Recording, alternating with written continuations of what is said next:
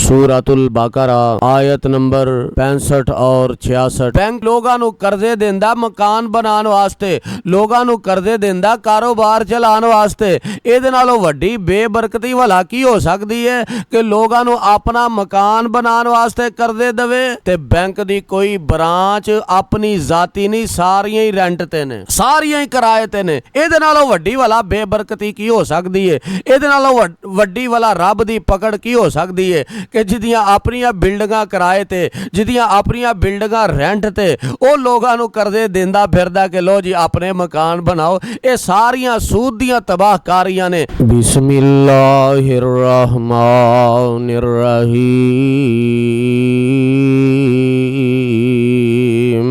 वलकद अलिमतुमुल्लज़ीना तदौ मिनकुम फिस्सब्ति फकुलना लहुम कुनू किरदतन खासीन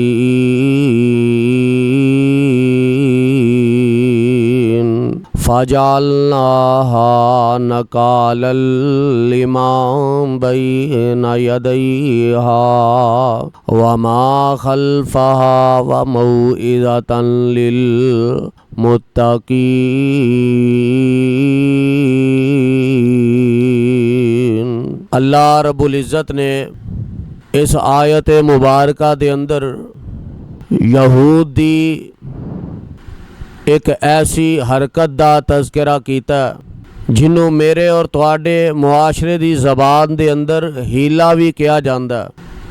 यहूद नूं हुक्म होया कि तुसां हफ्ते वाले दिन मछलियां नहीं पकड़नियां, और ये अल्लाह दी तरफों उन्हां ते एक इम्तिहान सी, क्योंकि फितरी चीज़ है कि अल्लाह अपने बंदे दा इम्तिहान लैंदे रहिंदे ने। फरमाया असी अपने बंदियां नूं आजमांदे रहिंदे हां मुख्तलिफ तरीकिਆਂ दे नाल। वाला नबलुवन्नकुम बिशैइन मिनल खौफी वल जूई व नक्सिम मिनल अमवाल वल अनफुसी वस समरात। असी मुख्तलिफ तरीकिਆਂ दे नाल इन्हां नूं आजमांदे रहने हां, कदी जाना दी कमी दे नाल, कदी फलां दी कमी दे नाल, कदी रिज़क दी कमी दे नाल। मुख्तलिफ अंदाज ने साडे आजमान दे। फरमाया कि असां इन्हां यहूद नूं, इन्हां यहूदियां नूं आजमाया, इन्हां ते पाबंदी लगा दी कि तुसां हफ्ते वाले दिन मछलियां नहीं पकड़नियां। पाबंदी लग गई।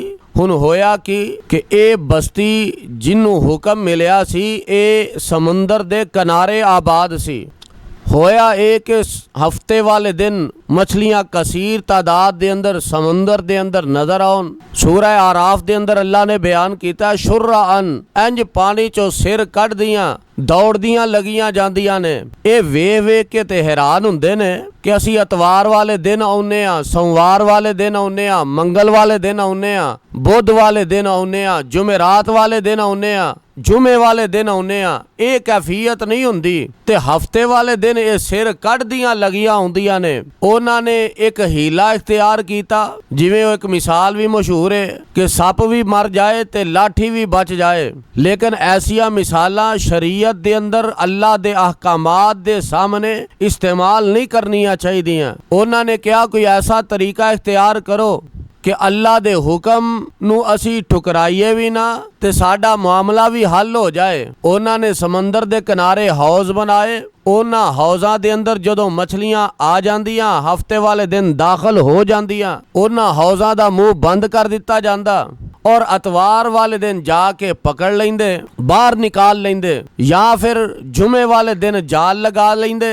हफ्ते वाले दिन उन्हां जालां दे अंदर मछलियां फंस जांदियां, काबू आ जांदियां ते अतवार वाले दिन जाके वो जाल निकाल लेंदे। बहरहाल किसी भी किस्म का उन्होंने हीला इख्तियार किया कि हफ्ते वाले दिन मछलियां नूं रोक के रख लिया, अतवार वाले दिन पकड़ लिया ने। रोकन वालियां ने रोकया, टोकन वालियां ने टोकिया, समझान वालियां ने समझाया कि इस तरह का मामला ना करो, अल्लाह दी नाफरमानी ना करो। कहन लगे वेखो जी, अल्लाह ने मछलियां फड़न तो मना किया, डकन तो मना ते नहीं ना किया। असी केड़ा कोई फड़ने आ, असी ते डकने आ। उन्होंने ये हीला इख्तियार किया। जिवें अज बाज़ लोगों ने बेशुमार चीज़ां नूं हीले की बुनियाद ते जायज़ करार दे दिता है। सूद नूं हीला इख्तियार करके इस अंदाज नाल जायज़ किया कि वेखो जी बैंक कोलों पैसे लेना किहड़ा कोई सूद है। वो बैंक साडे नाल कारोबार करदा। अगर कोई बंदा कारोबार करे, शराकत करे ते किहड़ा कोई हराम हो गया। हालांकि बड़े बड़े बैंक मुलाजमीन दे नाल गुफ्तगू हुई है। उन्होंने ने कहा हजरत दो हरफी बात ए वे, बैंक सूद ते पैसा लैंदा ते बैंक सूद ते पैसा देंदा। बैंक दियां कोई अपनियां फैक्ट्रियां नहीं, कोई अपनियां दुकानां नहीं, कोई बैंक दा अपना कारोबार नहीं। ये ते सिर्फ असी एक हीला इख्तियार करके लोगां नू जाल दे अंदर फंसाने आ कि लोग सेविंग अकाउंट दे अंदर पैसे जमा करवा देन। अज लोगां ने सेविंग अकाउंट दे नाम ते हीला इख्तियार करके सूद नू जायज़ करार दे दिता है। इसे तरह उन्हां लोगां ने भी कहा वेखो जी अल्लाह ने पकड़न तो मना कीता, किहड़ा कोई डकन तो मना कीता। असी ते डकने आ ना, फड़दे ते अतवार वाले दिन ही आ। अल्लाह फरमांदे ने वाला कद अलिमतुमुल्लज़ीना तदऊ मिनकुम फिस्सबति फकुलना लहुम कूनू किरादतन खासीन फजअलनाहा नकालन लिमा बैना यदैहा वमा खल्फहा व मौइज़तन लिलमुत्तकीन।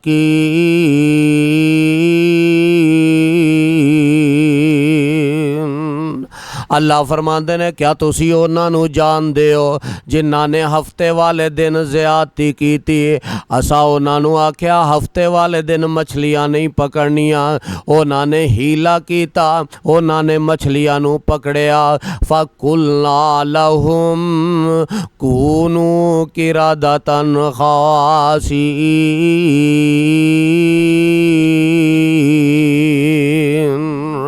असा उन्होंने क्या बंदर बन जाओ, जलील तरीन बंदर बन जाओ।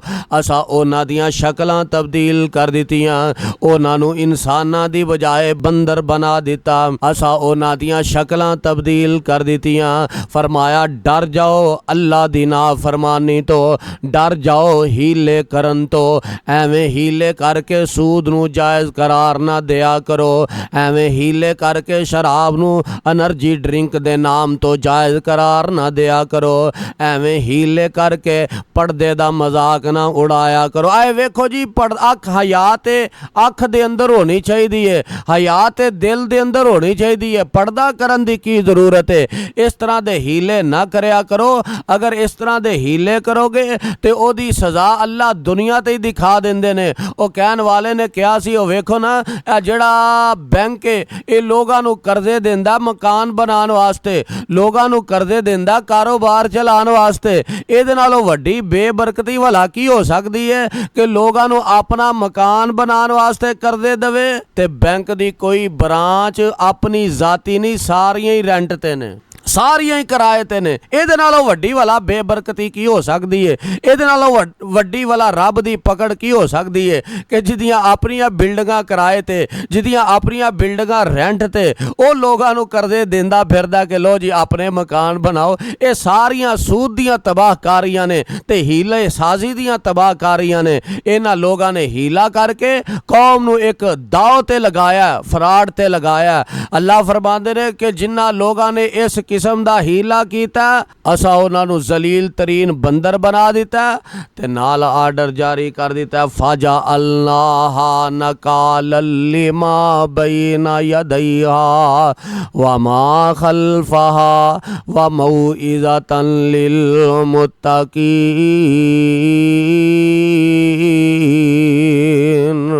असा इस वाक़े नू इबरत बना दिता। इबरत किवें बनाया कि वेखो ना लोगां ने इस वाक़े दे अंदर भी कई किस्म दे अपने कोलों वाक़यात मशहूर कर दिते ने जिन्हां दी दलील ना कुरान दे अंदर ना हदीस दे अंदर। आए वेखो जी आ जेड़े बंदर लगे आउंदे ने ना ये उस वाक़े तो लगे आउंदे ने। अल्लाह दी ज़ात ने उदों बंदर बनाए, उन्हां दी लड़ी चो चलदे आ रहे ने। हालांकि बात सिरे तो ही गलत है। मेरे और तुहाडे पीरो मुर्शद जनाब मुहम्मद सल्लल्लाहु अलैहि वसल्लम ने फरमाया कि जिस कौम ते अजाब आ जांदा, जिस कौम ते अल्लाह दी पकड़ आ जाती है, ओदियां शक्लां तब्दील हो जांदियां ने। ओ कौम सिर्फ 3 दिन तक जिंदा रहिंदी है। क्यों? फजअलनाहा नकालन लिमा बैना यदैहा व मा खल्फहा। अल्लाह ने उन्हां नूं दूसरियां वास्ते इबरत बनाना हुंदा है। उन्हां दियां शक्लां तब्दील हुंदियां ने ते 3 दिनां तो बाद अल्लाह सारी कौम नूं ही हलाक कर देंदे ने। सारी कौम नूं ही अल्लाह हलाक कर देंदे ने, तबाहो बर्बाद कर देंदे ने। 3 दिन तक दूसरियां वास्ते अल्लाह इबरत बनाई रखदे ने। फरमाया व मौइज़तन लिल मुत्तकीन, जेड़े रब कोलों डरन वाले ने उन्हां वास्ते ते इस वाक़े दे अंदर नसीहत है, ते जेड़े रब कोलों डरदे नहीं उन्हां वास्ते कोई नसीहत नहीं। अल्लाह दे हजूर दुआ है अल्लाह सानू ऐसे गनौने जुर्म तो हीला साजी तो महफूज फरमाए। सुबहान रब्बिका रब्बिल इज़्ज़ति अम्मा यसिफून व सलामुन अलल मुरसलीन वल्हम्दुलिल्लाहि रब्बिल आलमीन।